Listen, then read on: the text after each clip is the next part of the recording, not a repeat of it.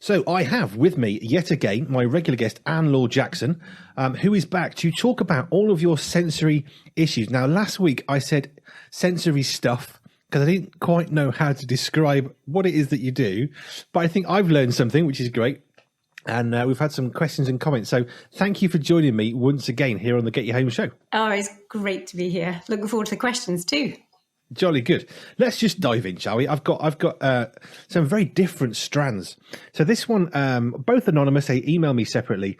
So this is somebody who's had some struggles with his brain. He is classed as having brain. Let me get this right so I don't misread him. He is classed as having a brain injury because he had cancer many years ago.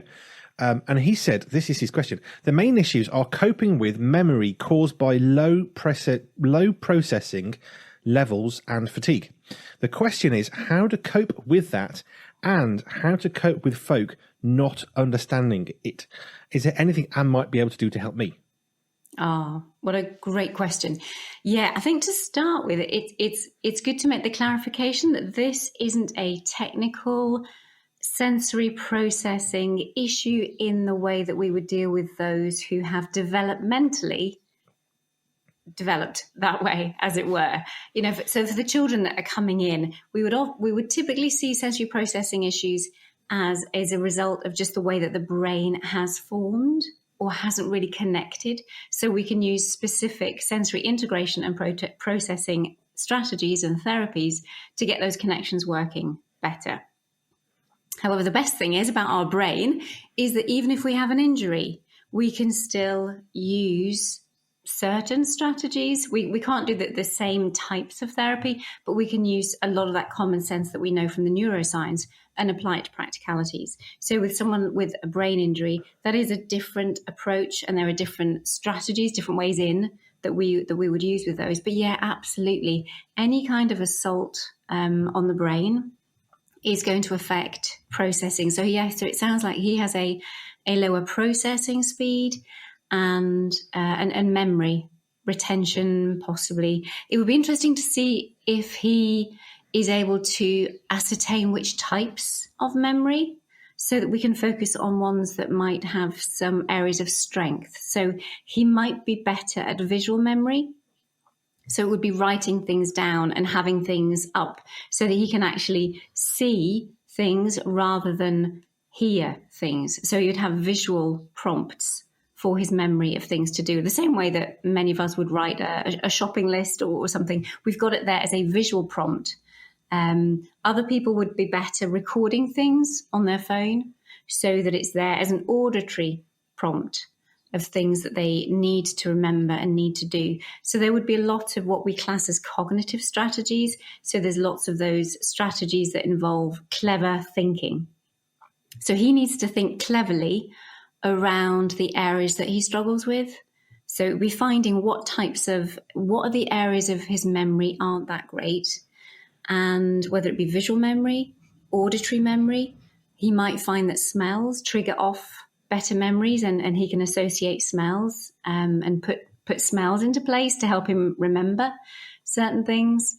He could certainly do what we class as those visual timetables. That's often a great one for those who have more auditory, so that the hearing, if they don't process things so well through their hearing, we like to write those pictures, whether we take photographs of the order of things in the order in which things need to be done.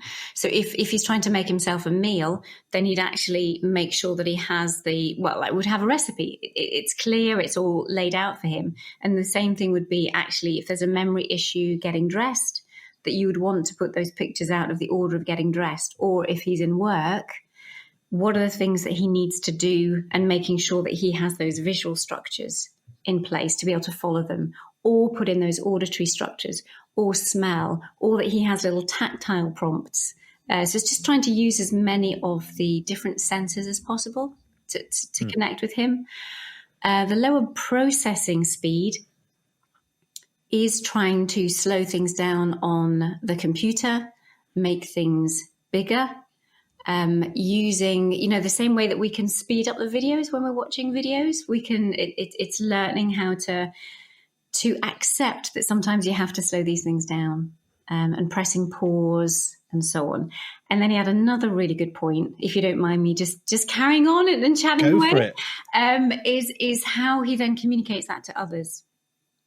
Now, in the schools that I'm working with at the moment, we are developing and creating what we call like snapshot handovers. So it's a tiny little communication to be able to let other people know how it is that we work best. And so it's a completely non-judgmental, but it is a little something. And he could well do, if he doesn't mind, having just a little, it's like a business card that, hi, my name is such and such. This is what I do. I work best if you can call my name rather than tap me on the shoulder, or, look me in the eye if you want to get my attention for something, to make sure that I'm actually hearing what you're saying. So it's having a tiny little, whether it be a little flyer or a little business card, just a little something, because people won't know. People have no idea that you have these issues. And it's only when you're able to tell them that they will start to understand. And it's much better at least having a little bit of awkwardness until you get used to it, by saying, look, it would really help me if you could just have a look at that. And that's how if you communicate to me like this, then I'll be able to respond much better to you, or I'll be able to work better, be more productive in my office place. If these things were accommodated, and if you could do these certain things instead. Because you went on, the bit you said was he struggles when there are certain phrases that people use, and he's like, I really struggle with that. And the one that he said was, we all have memory problems. And that's one that he really struggles with. And when people say that, it's like, well, yes, but no. So he was saying, have you got any thoughts around, I think you've answered some of that, but have you got any sort of thoughts around those sorts of issues? Yeah, it would be validating that other person back, because it's really easy to get on the defensive. Oh, I tell you, when people say things and you think, oh, crumbs, you really don't get it. But we don't want to, we don't want to show that back. We just accept that that's where the other person is at. So it was like, okay, yeah, I hear you. I understand that. But however, what it means for me is I find it hard when. So if there is a sense of don't hit back immediately, I'm sure he wouldn't. But it's just hearing that that's where the other people are at. Sometimes it's just have a deep breath and just walk away. So it's sometimes it's really not worth it, is it? But other times it's like, well, actually, I want to help this person to understand, because they actually are genuinely interested. They're just a bit clueless. They just don't know. So it would be, yeah. I hear that, but for me, it looks like this, and I would appreciate it. It really helps me but then he's got to know himself well and find and make sure that he has his own strategy so that he can actually communicate it. And that's a big part of normally what I do, is trying to help people work out and clarify for themselves what's helpful, so that they can then communicate it well to others. Yeah, it's. I think sometimes it's that kind of awkward response on our own part. It's like, oh, how do I deal with this? So rather than being compassionate or understanding or helpful, we just sort of blurt out something that we think hopes will make that person know that we're compassionate, but it's not necessarily the right words, is it? Yeah, or we're actually really annoyed at the other person. They're really not the right words. Well, there's that. Could be a bit of both, couldn't it? Yeah. Right, let's move on to another one. This came in from someone. It's sort of three different questions here. So the interview is fascinating. This person really doesn't like getting things on their socks, like a piece of cereal or some crumbs. So he said that's clearly not a disorder. However, his daughter does struggle with sensory issues. When she was younger, she would change her clothes very frequently as she didn't like the feel of some of them. Is that something that you come across, or you might be able to help someone process better as a family? Yeah, absolutely. It's quite classic. That's a weekly thing that I hear and that families struggle with. So yes, but we would also need to look at all of the other senses. So that is a typical tactile response. So it's their touch, what something feels like. Clothes are quite typical, same way that toothbrushing, getting the hair cut, because when you do cut the hair, the little bits of hair that are cut off, they settle lightly on the skin, and light touch is incredibly arousing. It's incredibly alerting, very dysregulating for some people. So that's why that sense of a crumb on their sock is just awful. And I have no doubt, I don't know if your listeners know The Princess and the Pea. It was an old story from my childhood, and that people used to see, and the princess would be able to identify, they put mattress upon mattress and mattress, and there was a pea at the very bottom. I bet she had sensory processing issues. I think that's where the story came from, because our individuals, whether it be children or adults, are picking up the slightest change, the slightest difference. And you'll get some people, and they won't go to sleep at night because there's a crease in the bed sheets. And the pajamas have to be the certain temperature. Yeah, it goes on. So, but yes, there are things we could do. And we need to ideally assess all of the 7/8 senses to then work out the best way to actually treat that. But yeah, it is a very good and a very classic representation of having a sensory overreactivity to certain inputs. It's hard. Yeah, it is. Let's move on. Another one.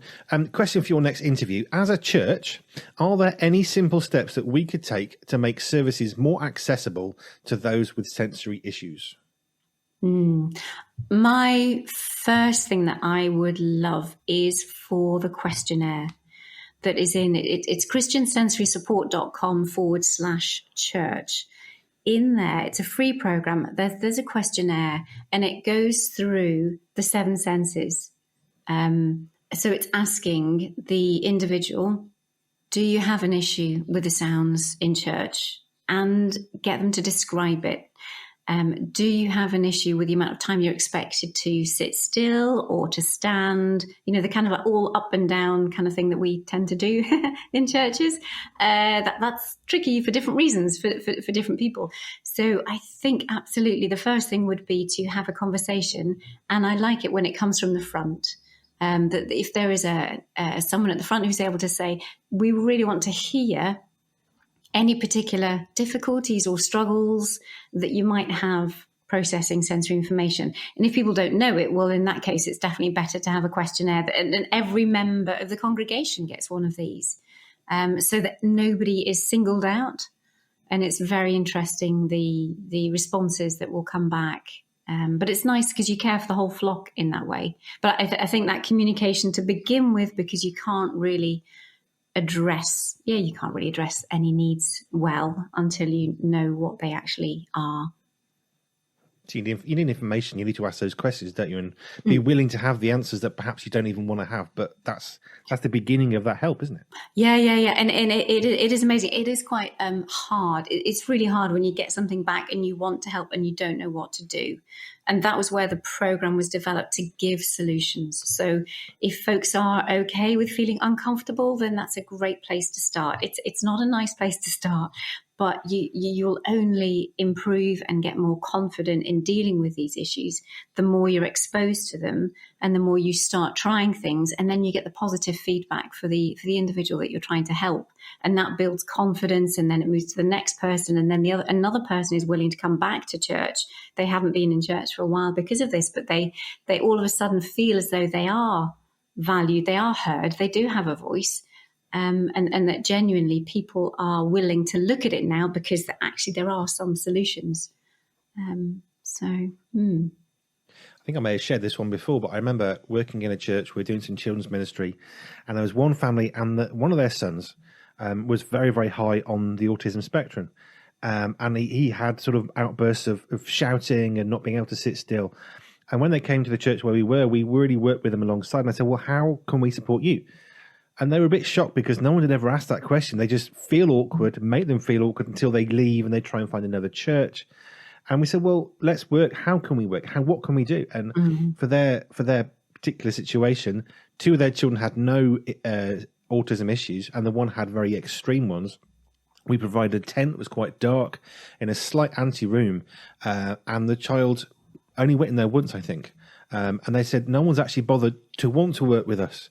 But then they were feeling comfortable because once they were comfortable, the autism was less obvious because all of a sudden the child's more relaxed elsewhere, and it just snowballed. Oh, I've got some other friends. Can we invite them to the church as well? And you think, well, yeah, great, go for it. But It's asking that question, isn't it? Yeah. And that's it. And what you were saying there with those, the stress levels, if they feel heard and understood, if there's a little bit of accommodation, all of a sudden they are able to cope. The arousal levels reduce, sensory sensitivities reduce, outbursts reduce, meltdowns reduce, all of it reduces. And that could be a slightest thing like having the potential of an opportunity of a tent. They may not want it. They may not use it all the time, but to know that someone has thought and that it is there if they do need it, that just really helps reduce the nervous system to a place where it can actually cope much better. So it's, that's lovely. Really lovely. And the whole family relaxed and then everything got better. So it doesn't take a lot sometimes. No, it doesn't take a lot. And that's the thing when it's like, especially when we are talking about churches, I have a real passion for families coming together and enjoying church. There is nothing compares to being able to fellowship with my children. That is the most important thing. That's the number one. That always has been the number one in my life. Everything that I do, what I choose to do, how I choose to do things. It's about how to have that connection with my boys, especially spiritually. So, and I think we all need that recharge for those who are coming from a faith base to have that recharge once a week. And people so often say, well, how can I recharge if I have my children with me? And it's like, okay, no, we've got certain things we need to turn around and tweak around, because actually fellowship and worship is a family thing. But actually that's a big discussion to have as to different ways we can support families in different, according to what helps them on a Sunday and on a Sunday morning. But essentially, it's worship is a family thing, and that's how God designed it. So, okay, let's move on. To be honest with you, there were times when my daughter was young that we just did not go to church. We were a Pentecostal church for a short time, so Pentecostal would be much louder, generally, lots more kind of loud singing and stuff, but for a short time. But the music was so loud, and the preacher got very passionate, overly passionate, that it was too much for my daughter to handle. We now have several Christian families with children who have autism, who just avoid church altogether because it's too difficult. What would your response be for something like that? Yeah. Okay, so we have the conversation first. Secondly, it's really interesting. Let's just focus on the auditory processing there, because that was the main thing that they picked up to begin with. The fact that it's too loud. Sometimes I would absolutely agree with that. And there's a conversation that needs to be had about how loud something needs to be. If something's over 90 decibels, especially if in certain churches the worship is longer than 30 minutes, you have something over 90 decibels and you actually damage the hair cells, and the hair cells don't grow back, so that you're actually causing hearing loss. So I think it is a big thing for churches, even for church festivals, that we understand how God's made us, and actually the auditory system is really important, that we do protect it. So having really loud music is, I think, dishonoring to humanity, and isn't great. However, there's loud and there's loud. There is immersive auditory input, which is doesn't hit that same loudness, but it's really full. And you have sound that comes around the church, and it's really, it's a very, very full sound, but it's not a loud sound. So I think as churches, it's great we've got amplification, it's great we've got sound systems, but we do need to look at how we use them, and where the speakers are. I think there's things that we can learn for sure as to how to get the best auditory experience for everybody without it being overpowering. There are often also quieter spots in churches.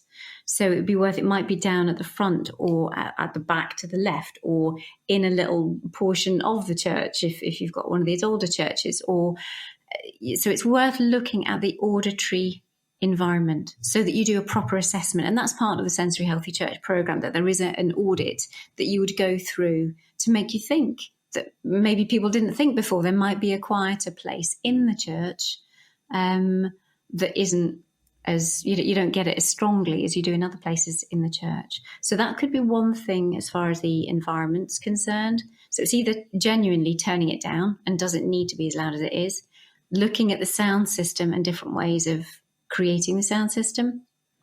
finding different spots within the church. And then for the individual themselves, I often say that ear defenders are one of the best things ever. And the fact that they are now so widely accepted. And it's really cool. If you're a teenage lad and you've got your big headphones on, like, that is so cool. Like, nobody's going to bat an eyelid. And it's just if you have them for younger ones. And the girls have these lovely, lovely pink fluffy ones. Or, you could choose what ear defenders you want. Or you can have your little earplugs if necessary. It's a way, we do need to protect people and their auditory processing. It is a big one. It was definitely the biggest that came out in the church survey. Between that and movement, actually, it's noise. Noise is the biggie, and movement experiences as well. Was there something else in that question? Over passionate preaching, and the music was so loud. And so there are children who don't attend. I remember I've done all age services in churches. It's one of the things I love to do when I can. But I'm always very conscious that there are people for whom that is difficult. And growing up, I watched the children's service was the one where the children didn't come. And people were saying, why not?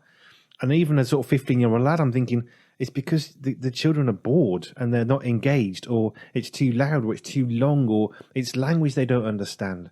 So it's like, is it any wonder the little ones don't come? Because then people kind of scowl at them, and they're making your children are making noise and all that kind of stuff. And actually, when I've done all age services, I get people saying, thank you. Actually, we felt like we were able to engage in part of the service. Yeah. So I think there are things that we can do. And quite a few times we've had particularly adults with additional needs, and the parents have come afterwards. Thank you so much for engaging with my child. They never engage in a church service, but something that I was doing that. And I just treat people like people. Yeah. That's the first thing that I do. Absolutely. Oh, it's precious.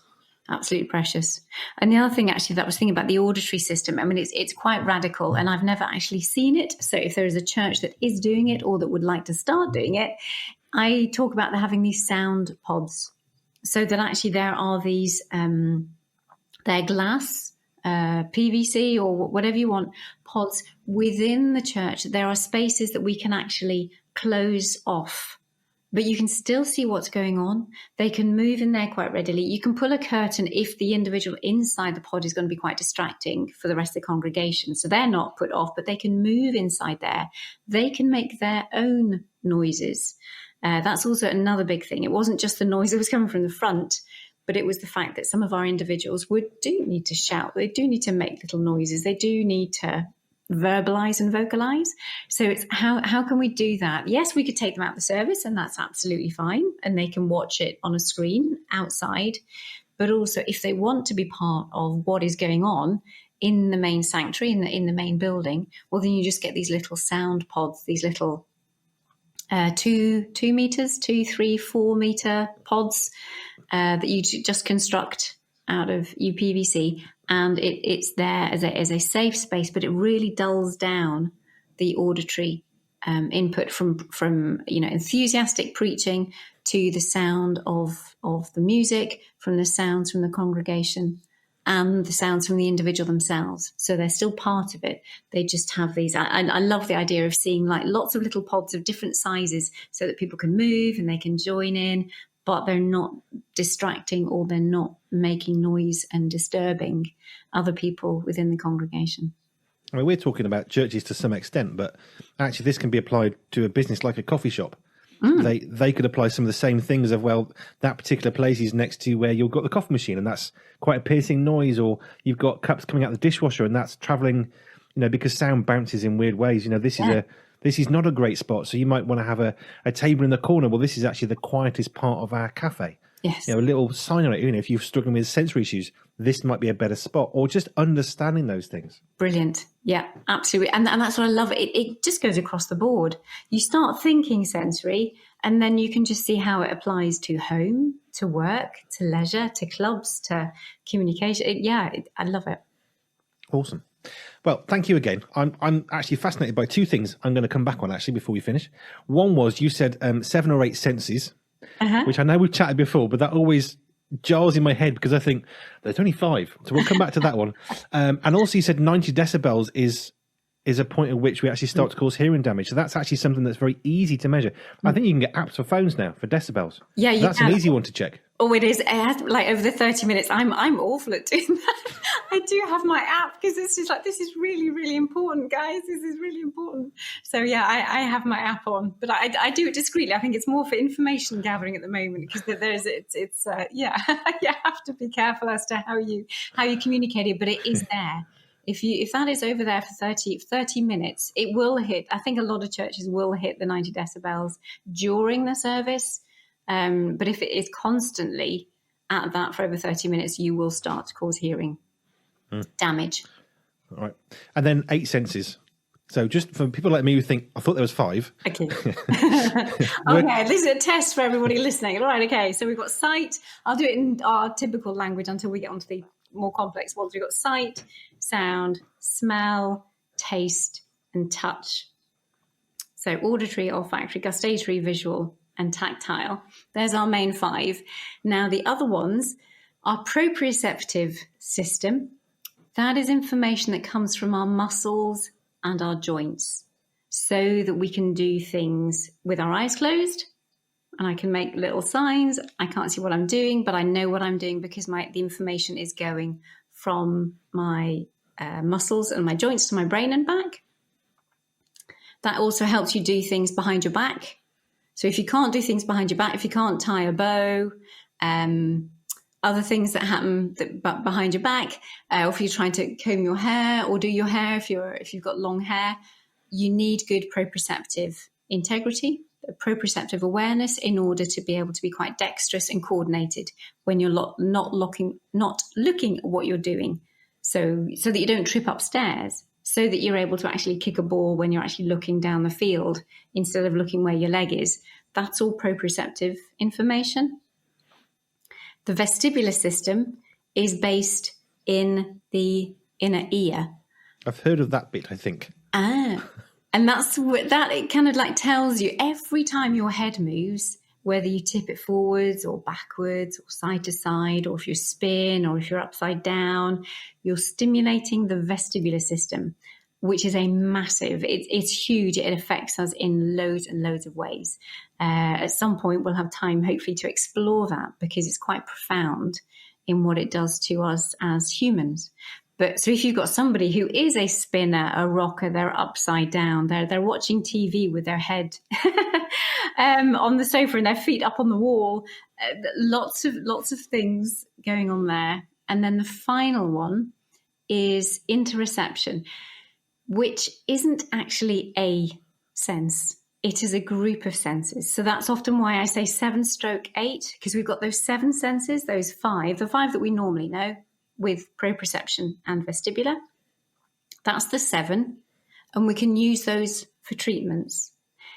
Interoception is the 8th group of senses, which combine all the internal senses. So when we know that we need the loo, when we need to go to the toilet, when we know that we are hungry or that we've had enough to eat, when we can feel our heart racing or not, we can feel the blood pumping through our veins, we can feel when we're out of breath. All of those experiences are picked up by our internal senses, our interoceptors, which sends the information to the brain. So you have some people who hate doing exercise because they can actually feel or just even walking down the street and they get a lot of blood pumping through their heart and they just don't like the feel of it. We have toileting accidents because maybe they're 7 years old, but they're still not able to recognize those toileting signals. And hunger. We've got those who just do not eat because they don't have those receptors saying that I'm really hungry now, and telling the brain that, and the brain is not perceiving it that way. So therefore they don't think to eat, or obviously the opposite way around. And then they're always eating because they don't have a sense of I am full or I've had enough. So. Wow. Okay. So more than 5 senses. 7 plus, really. 7 plus, yeah, because there are many, many more after that. They're just the main ones that we focus on because they have the most impact on function and how we can actually treat them. Yeah. Brilliant. Well, it's really interesting as ever. The comments we're getting, people are saying, this is really fascinating stuff. This is really interesting to know. So thank you for being part of this. That's great. It's really encouraging to encourage other people, and how can you live the better life as you are, who you are, where you are, in the environment that you have, rather than just feeling you've got to come away from everything and come away from life. How do we help you? And this is what I'm learning about this. So thank you. That's brilliant. Thank you. As ever, thank you, Laure Jackson. And we'll be back next week, all things being the same.